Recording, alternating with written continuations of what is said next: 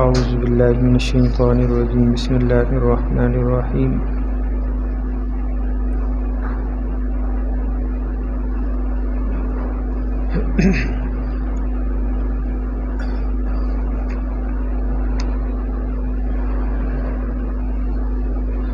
أَلَمْ يَأْتِكُمْ نَبَأُ الَّذِينَ كَفَرُوا مِنْ قَبْلُ فَذَاقُوا وَبَالَ أَمْرِهِمْ وَلَهُمْ عَذَابٌ أَلِيمٌ ذَلِكَ بِأَنَّهُ كَانَتْ تَأْتِيهِمْ رُسُلُهُم بِالْبَيِّنَاتِ فَقَالُوا أَبَشَرٌ يَهْدُونَنَا فَكَفَرُوا وَتَوَلَّوْا وَاسْتَغْنَى اللَّهُ وَاللَّهُ غَنِيٌّ حَمِيدٌ زعم الذين كفروا أن لن يبعثوا قل بلى وربي لتبعثن ثم لتنبؤن بما عملتم وذلك على الله يسير فآمنوا بالله ورسوله والنور الذي أنزلنا والله بما تعملون خبير يوم يجمعكم ليوم الجمع ذلك يوم التغابن ومن يؤمن بالله ويعمل صالحا يكفر عنه سيئاته ويدخله جنات تجري من تحتها الأنهار خالدين فيها أبدا ذلك الفوز العظيم والذين كفروا وكذبوا بآياتنا أولئك أصحاب النار خالدين فيها وبئس المصير صدق اللہ العظیم۔ سورہ تغابن کی آیت نمبر 5 سے آیت نمبر 10 تک ان آیات کے ترجمہ اور تفسیر پر مبنی ہے آج کا درس قرآن۔ گزشتہ مجلس میں میں نے ان آیات کا ترجمہ آپ حضرات کے سامنے پیش کر دیا تھا۔ اب ان آیات کی تفسیر جو ہے اس کے متعلق قرآن پاک میں اللہ تعالی میں نے پہلے عرض کی تھی کہ یہ جو آیات ہیں سورہ تغابن کی ابتدائی، اس میں اللہ تعالیٰ نے توحید کا ذکر بیان جو ہے وہ ذکر کیا۔ اب آج کی جو آیات ہیں اس میں اللہ تعالیٰ عقیدہ رسالت کو ذکر کریں گے۔ بنیادی عقیدہ جو سب سے پہلے مقدم ہے وہ عقیدہ توحید، اس کے بعد عقیدہ رسالت۔ تو یہاں اللہ تعالیٰ عقیدہ رسالت کو بیان کریں گے آج کی آیات میں، اور اس کے بعد پھر عقیدہ بعث بعد الموت، قیامت کے متعلق جو عقیدہ ہے اس کو بیان کیا جائے گا۔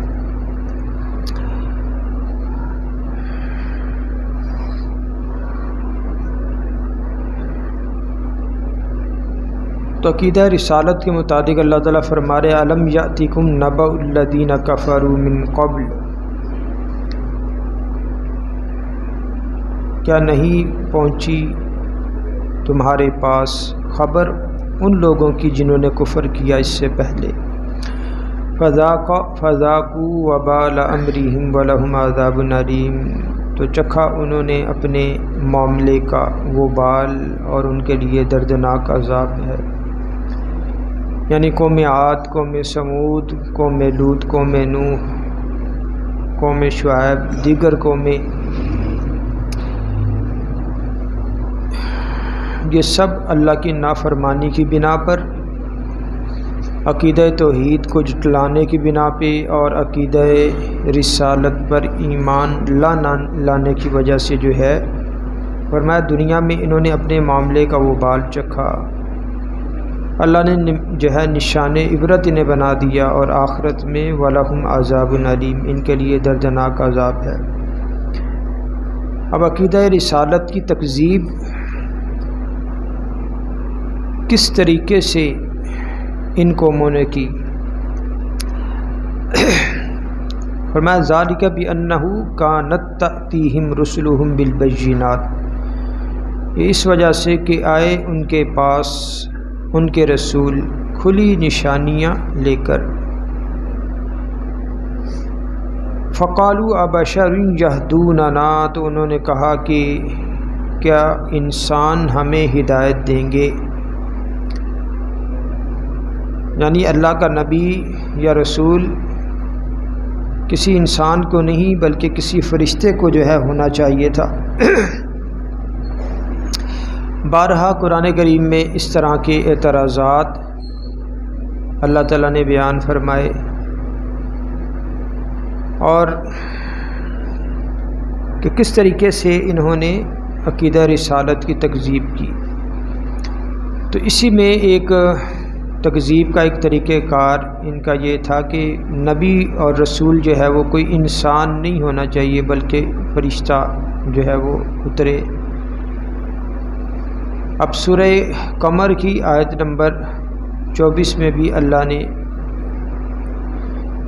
ان کے اس نظریے کو بیان فرمایا، فَقَالُوا أَبَشَرٌ مِنَّا وَاحِدًا نَتَّبِعُهُ، کہنے لگے کہ کیا ہم اپنے ہی میں سے ایک تنہا آدمی کے پیچھے چل پڑیں، اِنَّا إِذًا لَفِي ضَلَالٍ وَسُعُرٍ، ایسا کریں گے تو یقیناً ہم بڑی گمراہی اور دیوانگی میں جا پڑیں گے۔ یعنی کسی انسان اور بشر کی اتباع کو انہوں نے گمراہی اور دیوانگی سے جو ہے تعبیر کیا۔ سورہ قمر کی آیت نمبر 24، اسی طرح سورہ انعام کی آیت نمبر 91، اسی نظریے کو اللہ نے بیان کرتے ہوئے ان کے اس نظریے کو رد فرمایا کہ سورہ انعام کی آیت نمبر 91، وَمَا قَدَرُ اللَّهَ حَقَّ قَدْرِهِ إِذْ قَالُوا مَا أَنزَلَ اللَّهُ عَلَى بَشَرٍ مِّن شَيْءٍ، کہ نہیں پہچانا انہوں نے اللہ کو جیسا کہ اس کو پہچاننے کا حق تھا۔ اذ قالوا ما انزل اللہ علی بشر من شیء، جب وہ کہنے لگے کہ کوئی چیز نہیں اتاری اللہ نے بشر پر، اللہ نے کوئی چیز جو ہے وہ نہیں اتاری ہے۔ یعنی اللہ تعالیٰ نے اب ان کا جو انداز ہے بات کرنے کا، اس سے مراد یہ ہے کہ اللہ نے بشر کو جو ہے نبی بنا کر، انسان کو اللہ نے نبی بنا کر نہیں بھیجا۔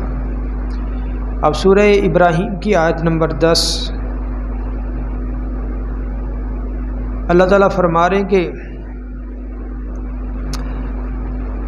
قالت رسلهم افی اللہ شک فاطر السماوات والارض یدعوکم لیغفر لکم من ذنوبکم ویؤخرکم الی اجل مسمی، آگے ہے قالوا ان انتم الا بشر مثلنا، کہ جب انبیاء علیہ السلام نے انہیں توحید کی دعوت دی اور توحید پر ایمان لانے کا ثمرہ بیان کیا تو کہنے لگے ان انتم الا بشر مثلنا،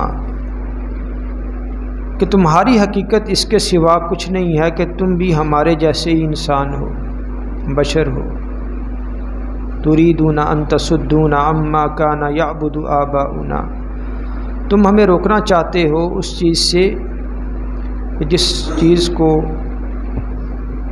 ہمارے باپ دادا جن کی عبادت کرتے آئے تھے۔ فأتونا بسلطان مبین، کوئی کھلی دلیل جو ہے ہمارے پاس لے آؤ۔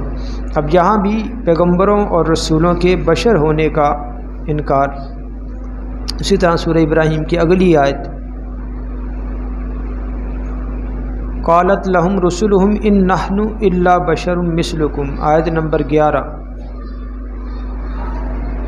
تو پیغمبروں نے کہا کہ ہم واقعی تمہارے جیسے انسان ہیں، وَلَٰكِنَّ اللَّهَ يَمُنُّ عَلَىٰ مَن يَشَاءُ مِنْ عِبَادِهِ،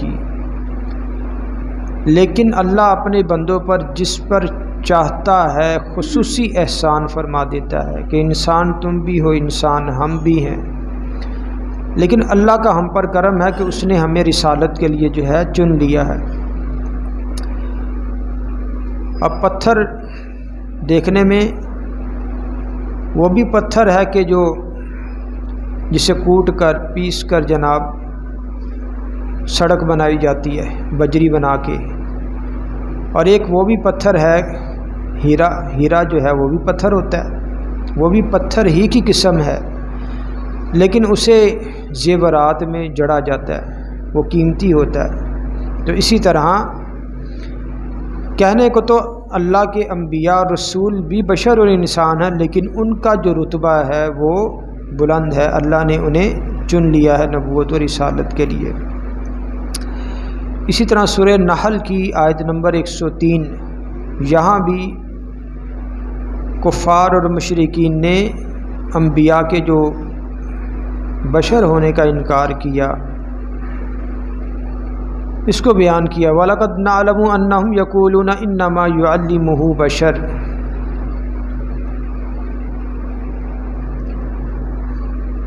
سورہ نحل میں نبی صلی اللہ علیہ وسلم پر آنے والی جو وحی ہے اس کا انکار کرتے ہوئے کہنے لگے کہ یقولون انما یعلمہ بشر، کہ یہ جو قرآن ہے جسے محمد اللہ کا کلام کہتے ہیں اور وحی کہتے ہیں، ان کو تو ایک انسان جو ہے سکھاتا ہے۔ لسان الذی یلحدون الیہ اعجمی وہذا لسان عربی مبین۔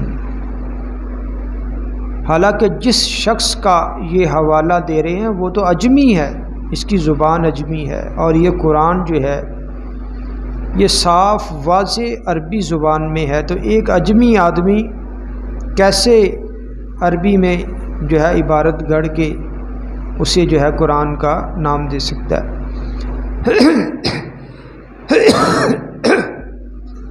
سورہ کہف کی آیت نمبر 110، قل انما انا بشر مثلکم یوحی الی انما الہکم الہ واحد۔ کیا نبی آپ فرما دیجئے کہ میں تمہاری ہی مثل بشر ہوں، انسان ہوں۔ یوحی الی انما الہکم الہ واحد، میری طرف وحی کی جاتی ہے کہ تمہارا جو معبود ہے وہ ایک ہی معبود ہے، تمہارا خدا ایک ہی خدا ہے۔ سورہ انبیاء کی آیت نمبر 3، لاہیۃ قلوبہم واسروا النجوى الذین ظلموا هل هذا الا بشر مثلکم۔ اللہ نے فرمایا ان مشرکین کے جو دل ہیں وہ فضول باتوں میں مگن ہوتے ہیں، اور یہ آپس میں جو ہے سرگوشی کرتے ہیں کہ یہ ظالم لوگ کہ هل هذا الا بشر مثلکم، کہ یہ شخص یعنی محمد تمہاری جیسا ہی بشر و انسان ہے۔ افتأتون السحر وانتم تبصرون، تو کہنے لگے کیا تم بھی سوجھتے بوجھتے ہوئے جادو کی بات جو ہے وہ سنتے جاؤ گے؟ یعنی دونوں چیزوں کا یہاں پہ انکار، نبی صلی اللہ علیہ وسلم کے بشر ہونے کا بھی اور پھر قرآن کے وحی الہی ہونے کا بھی انکار۔ سورہ مؤمنون کی آیت 24، وقال الملأ الذین کفروا من قومہ ما ھذا الا بشر مثلکم۔ فرمایا کہ اس پر ان کی قوم کے سرداروں نے ایک دوسرے سے کہا، اس نبی کے سرداروں نے، ما ھذا الا بشر مثلکم، کہ نہیں ہے یہ مگر تمہاری مثل انسان، یرید ان یتفضل علیکم، یہ تم پر اپنی برتری قائم کرنا چاہتا ہے۔ ولو شاء اللہ لانزل ملائکہ، اگر اللہ چاہتا تو اللہ فرشتے کو اتار دیتا۔ ما سمعنا بہذا فی آبائنا الاولین، یہ بات تو ہم نے اپنے پچھلے باپ دادوں میں اس طرح کی باتیں جو ہیں نہیں سنی ہیں۔ تو یہاں بھی کیا ہے؟ نبی کے بشر ہونے کا انکار۔ آگے سورہ مؤمنون ہی کی آیت نمبر 33، وقال الملأ من قومه الذين كفروا وكذبوا بلقاء الآخرة واعترفناهم في الحياة الدنيا ما هذا الا بشر مثلكم۔ یہاں بھی قوم کے سرداروں نے یہی کہا کہ یہ جو نبی ہے، یہ شخص نہیں ہے مگر تمہاری مثل بشر ہے، انسان ہے۔ سورہ شعراء کی آیت 154 میں بھی اللہ نے ان کے اس عقیدے کو، نظریے کو بیان کیا، ما انت الا بشر مثلنا، کہنے لگے کہ نہیں ہو تم مگر ہماری مثل انسان، فأتی بآیۃ ان کنت من الصادقین، پس لے آؤ کوئی نشانی اگر تم جو ہے سچوں میں سے ہو۔ سورہ شعراء ہی کی آیت 186، وما انت الا بشر مثلنا وان نظنک لمن الکاذبین، یہاں پر بھی رسول کے بشر ہونے پہ انکار۔ سورہ یاسین آیت نمبر 15، قالوا ما انتم الا بشر مثلنا وما انزل الرحمن من شیء ان انتم الا تکذبون، کہنے لگے کہ تم نہیں ہو مگر ہماری مثل انسان۔ سورہ یاسین سے اگلی صورت سورہ فصلت میں بھی، قل انما انا بشر مثلکم یوحی الی انما الہکم الہ واحد، کہ نبی سے کہلوایا گیا کہ آپ کہہ دیجئے کہ میں تمہاری مثل انسان ہوں، اور میری طرف جو ہے وحی کی جاتی ہے کہ تمہارا معبود ایک ہی معبود ہے۔ اسی طرح سورہ ہود کی آیت نمبر 27، فقال الملأ الذین کفروا من قومہ ما نراک الا بشرا مثلنا، یہاں پر بھی اللہ نے بیان کیا کہ ان مشرکین اور کفار کا عقیدہ یہ تھا کہ رسول اور نبی جو ہے وہ بشر نہیں ہو سکتا۔ اسی طرح سورہ اسراء، قل سبحان ربی هل کنت الا بشر الرسولا، سورہ اسراء کی آیت 93 میں بھی اللہ نے نبی کی زبان سے کہلوایا کہ کہہ دو کہ سبحان اللہ، میں تو ایک بشر ہوں جسے پیغمبر بنا کر بھیجا گیا ہے۔ اسی طرح سورہ اسراء کی اگلی آیت 94 نمبر، وما منع الناس ان يؤمنوا اذ جاءهم الهدى الا ان قالوا ابعث اللہ بشرا رسولا، اللہ نے فرمایا کہ جب ان لوگوں کے پاس ہدایت کا پیغام پہنچا تو انہیں ایمان لانے سے اسی بات نے روکا، ان قالوا ابعث اللہ بشرا رسولا، کون سی بات کہ انہوں نے کہا کہ کیا اللہ نے ایک بشر کو رسول بنا کے بھیجا ہے، یعنی اس وجہ سے انہوں نے ہدایت کو قبول ہی نہیں کیا۔ سورہ مؤمنون کی آیت 34، وَلَئِنْ أَطَعْتُمْ بَشَرًا مِثْلَكُمْ إِنَّكُمْ إِذًا لَخَاسِرُونَ، کہنے لگے کہ اگر تم نے اپنے جیسے ایک انسان کی فرما برداری اور اطاعت کی تو تم بڑے ہی گھاٹے کا سودا کرو گے۔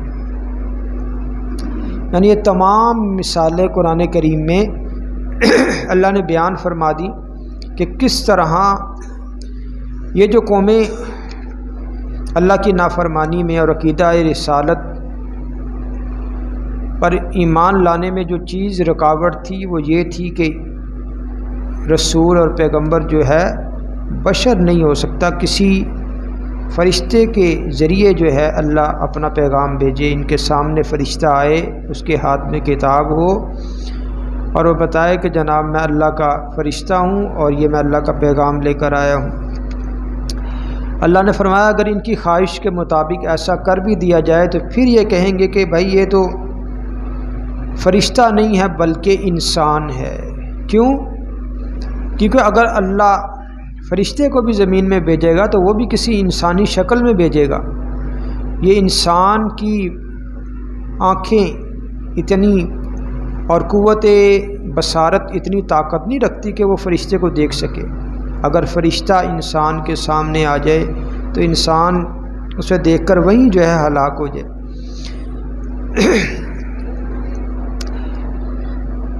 تو اللہ نے فرمایا فَكَفَرُوا وَتَوَلَّوْا وَاسْتَغْنَى اللَّهُ وَاللَّهُ غَنِيٌّ حَمِيدٌ، ان کے اس نظریے کی وجہ سے انہوں نے ہدایت کو قبول نہیں کیا، انکار کیا، منہ پھیر لیا۔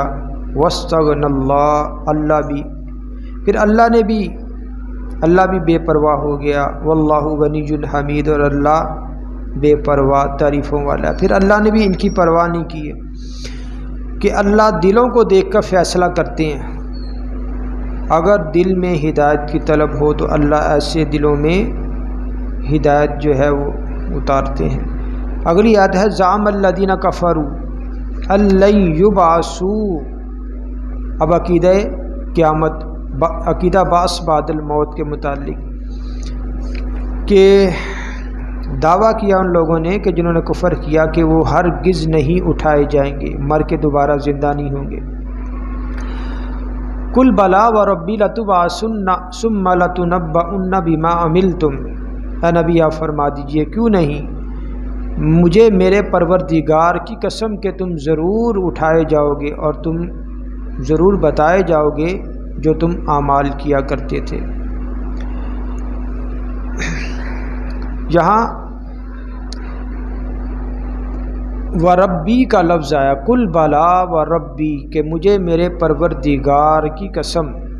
اب پورے قرآن کریم میں 3 بار یہ لفظ آیا ہے۔ ایک تو یہی سورہ تغابن، دوسرا سورہ سبا آیت نمبر 3 وقال الذین کفروا لا تأتین الساعۃ قل بلا وربی لتأتینکم عالم الغیب لا یعزب عنہ مثقال ذرۃ فی السماوات ولا فی الارض ولا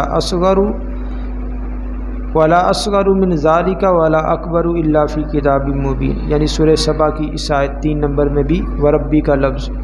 اسی طرح سورہ یونس کی 53 نمبر آیت وَيَسْتَنْبِئُونَكَ أَحَقٌّ هُوَ قُلْ إِي وَرَبِّي إِنَّهُ لَحَقٌّ وَمَا أَنْتُمْ بِمُعْجِزِينَ۔ یہاں سورہ یونس کی آیت نمبر 53 میں بھی وربی کا لفظ کہ مجھے میرے پروردگار کی قسم آیا۔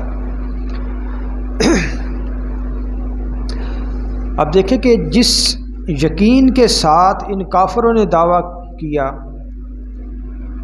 کہ ہم مرنے کے بعد ہرگز نہیں اٹھائے جائیں گے، تو اسی یقین کے ساتھ نبی کی زبان سے کہلوایا گیا قل بلا وربی کہ آپ بھی پورے وثوق کے ساتھ اپنے پروردگار کی قسم اٹھا کے کہیں کہ ضرور تم اٹھائے جاؤ گے مر کے دوبارہ۔ یعنی باطل جس یقین کے ساتھ اپنے باطل پہ ڈٹا ہوتا ہے، حق کو بھی پھر اسی یقین کے ساتھ حق کا اظہار کرنا چاہیے، اپنے حق پہ ڈٹنا چاہیے۔ قل بلا وربی لتبعثن ثم لتنبؤن بما عملتم، فرمایا کہ مجھے میرے پروردگار کی قسم تم ضرور اٹھائے جاؤ گے اور تمہیں بتایا جائے گا جو تم اعمال کیا کرتے تھے۔ وَذَلِكَ عَلَى اللَّهِ يَسِيرٌ، اور یہ بات اللہ پر آسان ہے۔ جس ذات نے پہلی بار میں انسان کو پیدا فرما دیا، اس کے لیے دوسری مرتبہ پیدا کرنا کیسا مشکل ہے۔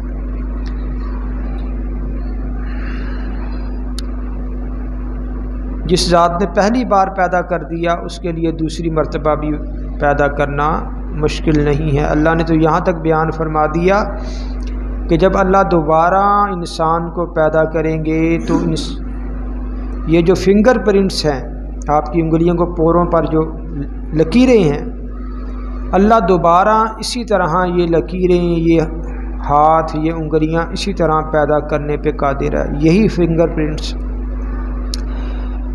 فآمنوا باللہ ورسولہ والنور الذی انزلنا، اللہ فرمایا کہ تو ایمان لے آؤ اللہ پر اور اس کے رسول پر اور اس نور پر جسے ہم نے اتارا۔ تو ایمانیات میں جتنی چیزیں ہیں، اللہ پر ایمان، رسول پر ایمان، ہم پڑھتے ایمان مجمل، نماز کی شروع میں کتاب ہے ایمان مجمل اور ایمان مفصل۔ ایمان مفصل میں جتنی بھی چیزیں ہیں، آمنت باللہ وملائکتہ وکتبہ ورسلہ والیوم الآخر والقدر خیرہ وشرہ من اللہ تعالی والبعث بعد الموت۔ تمام ایمانیات، تمام وہ چیزیں کہ جن کا شمار ایمانیات میں ہوتا ہے، ان سب پر ایمان لانا ضروری۔ اور والنور الذی انزلنا، اس نور پر بھی ایمان لے آؤ جسے ہم نے اتارا، یعنی قرآن۔ تو جس طرح اللہ پہ ایمان لانا ضروری ہے، حضور صلی اللہ علیہ وسلم کی نبوت اور رسالت پہ ایمان لانا ضروری ہے، ایسے ہی تمام انبیاء پر بھی ایمان لانا ضروری ہے، اور جس طرح قرآن پر ایمان لانا ضروری ہے، ایسے ہی جتنی بھی کتابیں اللہ نے نازل فرمائی، تورات، انجیل، زبور، اور جتنے بھی صحیفے اللہ نے نازل فرمائے، سب کو سچا ماننا، ان پر ایمان لانا ضروری ہے۔ واللہ بما تعملون خبیر، اور اللہ جو ہے جو تم عمل کرتے ہو اس سے باخبر ہے۔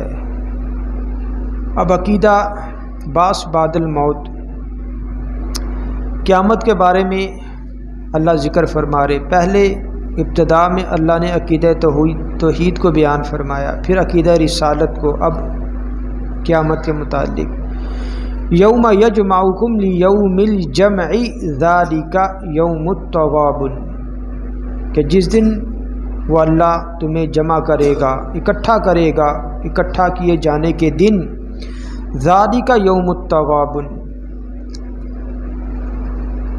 یہ دن ہے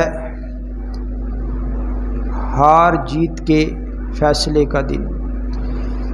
یعنی یہ ایسا دن ہے کہ اس دن میں جو آدمی جس کے پاس تو نیکی ہوگی وہ کیا ہوگا، وہ جیت جائے گا، اور جس کے پاس نیکی نہیں ہوگی وہ ہار جائے گا۔ جس کے پاس ایمان ہوگا وہ جیت جائے گا، جس کے پاس ایمان کی دولت نہیں ہوگی وہ ہار جائے گا۔ سنن ابن ماجہ میں حضرت ابو ہریرہ رضی اللہ تعالیٰ عنہ سے روایت ہے کہ نبی صلی اللہ علیہ وسلم نے فرمایا، ما منکم من احد الا لہ منزلان،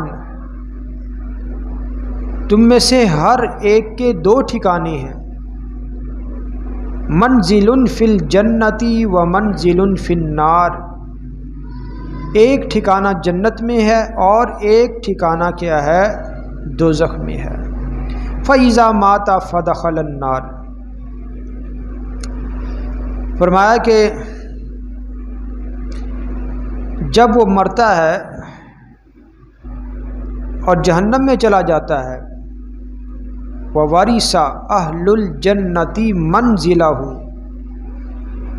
تو پھر اہل جنت اس کے جنتی ٹھکانے کے وارث بن جاتے ہیں۔ یعنی اگر اسی طرح کافر کے بھی دو ٹھکانے، ہر آدمی کے دو ٹھکانے، کافر کے بھی دو ٹھکانے، ایک ٹھکانہ جنت میں ایک جہنم میں، مسلمان کے بھی دو ٹھکانے، ایک جنت میں ایک جہنم میں۔ اب جو ایمان لے آیا تو اس کو اپنا ٹھکانہ بھی مل گیا، اور کافر کا بھی ٹھکانہ مل گیا کہ اگر وہ کافر ایمان لے آتا تو وہ جنت کا ٹھکانہ اس کا ہوتا، لیکن کافر ایمان نہیں لایا تو اس لیے اسے اپنا ٹھکانہ جہنم بھی مل گئی، اور جو ٹھکانہ ایک مسلمان نے چھوڑا جہنم، وہ بھی اب اسی کے کھاتے میں آ جائے گی۔ اس کو اس طریقے سے مفسرین کرام نے بیان کیا ہے۔ اسی طرح حضرت انس رضی اللہ تعالیٰ عنہ سے صحیح بخاری اور صحیح مسلم میں روایت ہے۔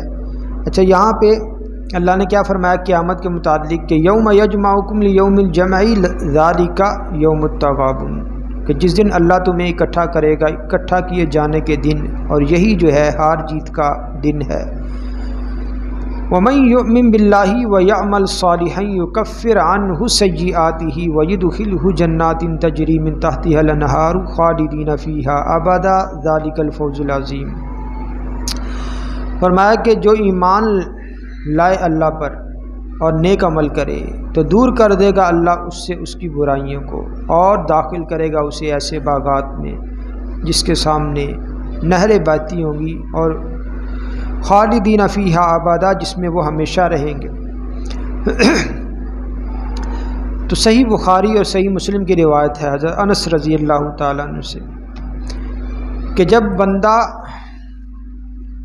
مومن، فرمایا کہ جب کسی شخص کو قبر میں رکھ دیا جاتا ہے، اس کے پاس دو فرشتے آتے ہیں اور کہتے ہیں کہ تو اس شخص یعنی محمد کے بارے میں کیا کہتا ہے؟ تو اگر وہ ایمان والا ہو تو جواب دیتا ہے میں شہادت دیتا ہوں کہ وہ اللہ کے بندے اور اس کے رسول ہیں، تو اس سے کہا جاتا ہے دوزخ کے اندر اپنا مقام دیکھ لے، دوزخ کے اندر اپنا مقام دیکھ لے۔ اللہ نے اس مقام کے بجائے جنت کے اندر تجھے مقام عنایت فرمایا کہ اگر تو مومن نہ ہوتا تو تیرا وہ جہنم والا ٹھکانہ ہونا تھا، لیکن تو مومن ہے اس لیے تجھے اللہ نے جنت عطا فرما دی۔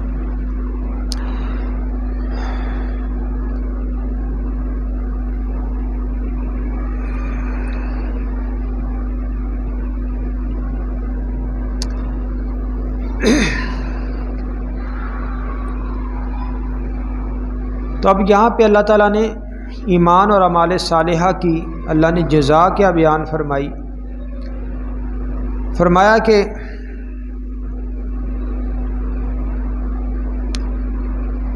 اس کی جزا یہ ہے کہ اللہ نیک عمل کی وجہ سے یکفر عنہ سیئاتہ، اللہ اس سے اس کی برائیوں کو جو ہے دور کر دے گا۔ یعنی ایمان کی بدولت اگر صغیرہ گناہ، کبیرہ کے لیے کیا شرط ہے توبہ، اور صغیرہ گناہ بغیر توبہ کے اللہ تعالیٰ بسا اوقات جیسے حدیث میں آتا ہے وضو سے گناہ معاف ہو رہے، نماز سے ہو رہے ہیں، کوئی نیکی کی روزے سے ہو رہے ہیں، صغیرہ گناہ اللہ ان کو نیک اعمال کی بدولت بغیر توبہ کے ہی اللہ معاف فرما دیتا ہے۔ جیسے ایک حدیث میں آتا ہے، ترمذی شریف کی روایت ہے کہ نماز کے لیے اٹھنے والے قدموں کے بدلے میں بھی اللہ جو ہے گناہوں کو مٹا دیتا ہے، اور طبیعت نہ چاہتے ہوئے مکمل وضو جب کیا جائے، جیسے اب سردی کا موسم آ رہا ہے، ٹھنڈے پانی سے وضو کر رہے ہیں، طبیعت نہیں چاہ رہی تو اس سے بھی گناہ مٹ رہے ہیں۔ ایک نماز پڑھ کے دوسری نماز کا انتظار کیا جائے تو اس سے بھی کیا ہے، یہ چیز بھی گناہوں کو مٹانے والی ہے۔ اسی طرح ایک روایت میں آتا ہے کہ اگر کوئی آدمی کبیرہ گناہوں سے بچے تو پانچوں نمازیں اور جمعہ سے جمعہ تک اور رمضان سے رمضان تک اس کے گناہوں کو مٹا دیتے ہیں جو اس کے درمیان ہوئے ہیں۔ یعنی 5 نمازیں ادا کرنا، ان کے درمیان کا جو وقفہ ہے اس میں کوئی غلطی ہو جاتی وہ معاف، جمعے سے جمعہ پڑھنا، اس کے درمیان کا جو دن ہے اس میں کوئی غلطی گناہ ہو گیا وہ معاف۔ ایک رمضان کے روزے رکھے پھر دوسرے رمضان کے روزے رکھ رہے ہیں، ان دنوں میں جو گناہ ہوئے وہ کیا ہیں، اللہ تعالیٰ ان کی برکت سے وہ معاف فرما دیتا ہے۔ اور سورہ عنکبوت میں بھی اللہ تعالیٰ نے اس چیز کو بیان فرمایا، ایک سورہ عنکبوت کی آیت نمبر 7، والذین آمنوا وعملوا الصالحات لنکفرن عنہم سیئاتہم ولنجزینہم احسن الذی کانوا یعملون، کہ اعمال صالحہ اور ایمان کی وجہ سے اللہ برائیوں کو جو ہے مٹا دیتے ہیں اور نیک کام کا اللہ بدلہ عطا فرماتے ہیں۔ اسی طرح سورہ انفال کی آیت 271، سورہ فتح کی آیت 29، ان تمام آیات میں کیا ہے، اللہ تعالیٰ نے اس چیز کو جو ہے بیان فرمایا۔ تو فرمایا اب یہ یہاں پہ اہل جنت اور اہل ایمان کا بدلہ، اب اہل کفر جو کفار ہیں ان کا بدلہ آخرت میں کیا ہوگا، والذین کفروا وکذبوا بآیاتنا اولئک اصحاب النار، اور میں وہ لوگ جنہوں نے کفر کیا اور جھٹلایا ہماری آیتوں کو تو یہی لوگ جو ہیں جہنمی ہیں، خالدین فیہا، یہ داخل ہوں گے جہنم میں، وبئس المصیر، اور یہ بری ہے لوٹنے کی جگہ۔ تو گزشتہ درس میں بھی میں نے عرض کی کہ اگر تو کوئی مومن اگر جہنم میں چلا گیا تو وہ اپنے گناہوں کی سزا کاٹ کے جنت میں آ جائے گا، اور پھر جو ایک مرتبہ جنت میں چلا گیا جنت سے دوبارہ وہاں سے نکلنا نہیں ہے، لیکن جو جہنم میں اگر کوئی کافر آیا تو پھر وہاں سے اس کے لیے بھی نکلنا ممکن نہیں ہے، لیکن اگر مومن جہنم میں چلا جائے گا تو وہ اپنے گناہوں کی سزا بھگت کر واپس جو ہے نکل آئے گا۔ تو الحمدللہ آیت نمبر 10 تک ہماری سورہ دخان، یہ سورہ تغابن کا پہلا رکوع جو ہے مکمل ہو گیا۔ تو اگلی آیات میں اللہ تعالیٰ کیا ارشاد فرما رہے، انشاءاللہ ان آیات کو آئندہ دیکھیں گے۔ دعا ہے اللہ تعالیٰ ہمیں قرآن کریم کے تمام حقوق، اس پر ایمان، اس کی تلاوت، اس کا سمجھنا، اس پر عمل کرنا اور اللہ قرآن کو آگے پھیلانے کی ہم سب کو توفیق عطا فرمائے۔ الحمدللہ رب العالمین والصلاة والسلام علی رسولہ النبی الکریم۔